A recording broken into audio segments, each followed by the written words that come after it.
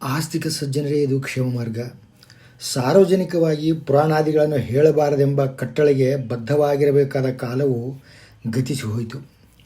ಮೈಕಿನ ಮುಂದೆ ಕುಳಿತೆ ರಸ್ತೆಯಲ್ಲಿ ಹಾಕಿರುವ ಪೆಂಡಾಲಿನಲ್ಲಿ ಪಂಡಿತರಿಂದ ಪ್ರವಚನ ಕೇಳುವ ಕಾಲವು ಸನ್ನಿಹಿತವಾಗಿ ದಶಕಗಳೇ ಉರುಳಿದವು. ಧಾರವಾಡದ ಮಾಳಮಡ್ಡಿಯ ವನವಾಸಿ ರಾಮದೇವರ ಗುಡಿಯ ಪುರಾಣ ಮಂಟಪದಲ್ಲಿ ಪಿತೃಪಕ್ಷದಲ್ಲಿ ಗರುಡ ಪುರಾಣವನ್ನು ಸಾರ್ವಜನಿಕರೆಲ್ಲ ಕೇಳಿಸುವಂತೆ ಮೈಕಿನಲ್ಲಿ ಹೇಳಿಸುತ್ತಾ ಬಂದಿರುವುದು ಅದಕ್ಕೊಂದು ಉದಾಹರಣೆ. ಮೊದಲೆಲ್ಲ ಗರುಡ ಪುರಾಣವನ್ನು ಸೂತಕದ ಮನೆಯಲ್ಲಿಯೇ ಹೇಳಿಸಲಾಗುತ್ತಿತ್ತು. ಸೂತಕದಲ್ಲಿರುವ ಸತ್ತವರ ಮನೆಗೆ ತೆರಳಿ ಗರುಡ ಪುರಾಣವನ್ನು ಆಲಿಸುವುದರಿಂದ ಪುನರ್ಜನ್ಮವಿಲ್ಲ ಅಂತ ಹೇಳಲಾಗುತ್ತಿತ್ತು. ಅರ್ಥಾತ್ ಗರುಡ ಪುರಾಣವನ್ನು ಸೂತಕದ ಮನೆಯಲ್ಲಿಯೇ ಶ್ರವಣಿಸಬೇಕೆಂದು ನಿಯಮವಿತ್ತು.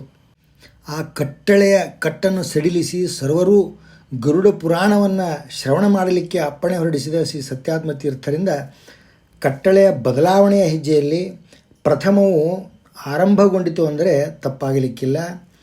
ಇಂದಿನ ಸಂಯುಕ್ತ ಕರ್ನಾಟಕ ಪತ್ರಿಕೆ ಅಂದರೆ ದಿನಾಂಕ 28 ಮಾರ್ಚ್ 2025 ಹುಬ್ಬಳ್ಳಿ ಧಾರವಾಡ ಸಂಚಿಕೆಯಲ್ಲಿ 3ನೇ ಪುಟದ ಬಲ ಕೆಳಗಿನ ಮೂಲೆಯಲ್ಲಿ ಶ್ರೀ ಸತ್ಯಾತ್ಮ ತೀರ್ಥರ ಭಾವಚಿತ್ರವಿರುವ ಪ್ರಥಮ ಬಾರಿಗೆ 4 ವೇದಗಳ ಯಜ್ಞ ಎಂಬ ಶೀರ್ಷಿಕೆಯಲ್ಲಿ ನವನಗರದ ನಾರಾಯಣ ಭಾದ್ರಿ ಎಂಬುವರು ಬರೆದ ಲೇಖನ ನೋಡಿದಾಗ ವಿದ್ವಾಂಸರಿಂದ ಇನ್ನೂ ಹಲವು ಪ್ರಥಮಗಳು ಹುಟ್ಟುತ್ತಿರುವುದು ಗಮನಕ್ಕೆ ಬರುತ್ತದೆ.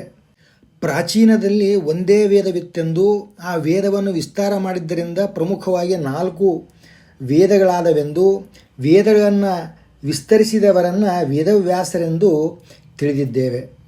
ಅಗ್ನಿಯಲ್ಲಿ ಯಜ್ಞಪುರುಷನನ್ನು ಆರಾಧಿಸುವ ಕ್ರಮಗಳಲ್ಲಿ ವಿವಿಧ ವೇದಗಳಲ್ಲಿ ವಿವಿಧ ಸಂಪ್ರದಾಯವನ್ನು ಅನುಸರಿಸಲಾಗುತ್ತಿದೆ. ಶ್ರುವೆಗಳ ಆಕಾರ ಅಳತೆ ಕೂಡ ನಿಖರವಾಗಿ ಹೀಗೆಯೇ ಇರಬೇಕೆಂದು ಆಯಾ ವೇದಗಳು ಹೇಳುತ್ತವೆ. ಹವಿಸ್ಸು ಸಮಿಧೆ ಸಮಿತ್ತುಗಳಲ್ಲಿಯೂ ಬೇರೆ ಬೇರೆ ಕ್ರಮಗಳನ್ನು ಅನುಸರಿಸಲಾಗುತ್ತದೆ. ಪಿತೃಶ್ರಾದ್ದವನ್ನು ಕೂಡ ವಿವಿಧ ಪ್ರಾಂತಗಳಲ್ಲಿ ಒಂದೇ ವೇದದವರು ವಿಭಿನ್ನವಾಗಿ ಮಾಡಿಸುತ್ತಾರೆ ಅನ್ನುವುದು ಬೇರೆ ಬೇರೆ ಊರುಗಳಲ್ಲಿ ಪಿತೃಶ್ರಾದ್ದ ಮಾಡಿದ ಕರ್ತೃಗಳ ಗಮನಕ್ಕೆ ಬಂದಿರುತ್ತದೆ. ಅದರಿಂದ ಗೊಂದಲಕ್ಕೊಳಗಾಗಿ ವಿಚಲಿತರಾಗಿರುವ ಅನೇಕ ಪ್ರಸಂಗಗಳನ್ನು ಕರ್ತೃಗಳು ಎದುರಿಸಿದ್ದಾರೆ.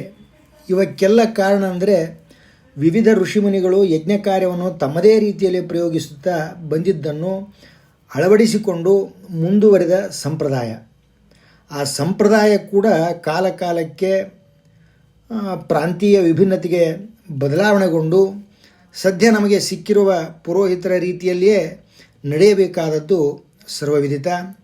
ಕುಷ್ಟಗಿ ಹತ್ತಿರದ ಹನುಮಸಾಗರವು ಪ್ರಕಾಂಡ ಪಂಡಿತಾಚಾರ್ಯರುಗಳ ಊರು. ಅಲ್ಲಿರುವ ಎಲ್ಲ ಬ್ರಾಹ್ಮಣರು ವೈದಿಕ ಸಂಪ್ರದಾಯವನ್ನು ಕಟ್ಟುನಿಟ್ಟಾಗಿ ಪಾಲಿಸುವವರೇ. ಆ ಹನುಮಸಾಗರದ ವಿದ್ವಾಂಸರಾದ ಶ್ರೀ ಶ್ರೀನಿವಾಸಾಚಾರ್ಯ ಯಾದವ ಕೃಷ್ಣಾಚಾರ್ಯ ಕಟ್ಟಿಯವರು ಋಗ್ಯಜುರ್ವೇದೀಯ ಆಗ್ನಿಕ ಕೌಸ್ತುಭ ಹಾಗೂ ಶತಶಾಂತಿ ಪ್ರಯೋಗ ಎಂಬ ಗ್ರಂಥಗಳನ್ನು ರಚಿಸಿದ್ದು ಕೂಡ ಅನೇಕ ಪ್ರಯೋಗಗಳನ್ನು ಸಮ್ಮಿಶ್ರಿಸಿದ ಹೊಸದೊಂದು ಪ್ರಯೋಗವೇ ಆಗಿರಬೇಕು.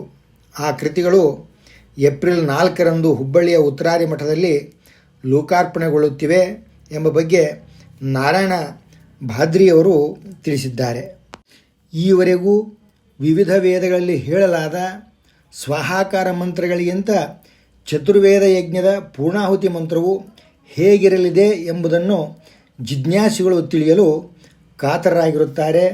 ಶ್ರೀ ಶ್ರೀ ಶ್ರೀ ಸತ್ಯಾತ್ಮ ತೀರ್ಥರು, ಶ್ರೀ ಶ್ರೀ ಶ್ರೀ ಕೂಡಲಿ ಶ್ರೀ ರಘುವಿಜಯ ತೀರ್ಥರು ಹಾಗೂ ಶ್ರೀ ಶ್ರೀ ಶ್ರೀ ಸುವಿದ್ಯೇಂದ್ರ ತೀರ್ಥರು ಹುಬ್ಬಳ್ಳಿಯ ಉತ್ತರಾದಿ ಮಠದಲ್ಲಿ ನಡೆದಿರುವ ಈ ಯಜ್ಞದಲ್ಲಿ ಸಂಸ್ಥಾನ ಪೂಜೆ ನಡೆಸಲು ಉಪಸ್ಥಿತರಿರುವುದಾಗಿ ಮಾಹಿತಿ ಇದೆ.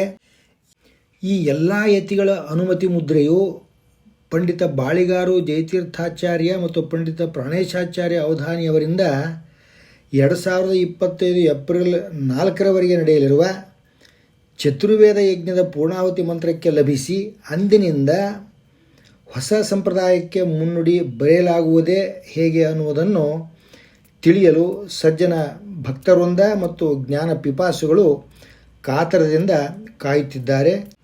ಒಂದು ಮಠ ಅಥವಾ ಮತಕ್ಕೆ ಎಲ್ಲ ಬಗೆಯ ವೇದದವರು ನಡೆದುಕೊಳ್ಳುತ್ತಿರುವುದರಿಂದ ಹೊಸ ಪ್ರಯೋಗವು ಎಲ್ಲರಿಗೂ ಸಮ್ಮತವಾಗಬಹುದು. ಶ್ರೀಕೃಷ್ಣಾರ್ಪಣಮಸ್ತು.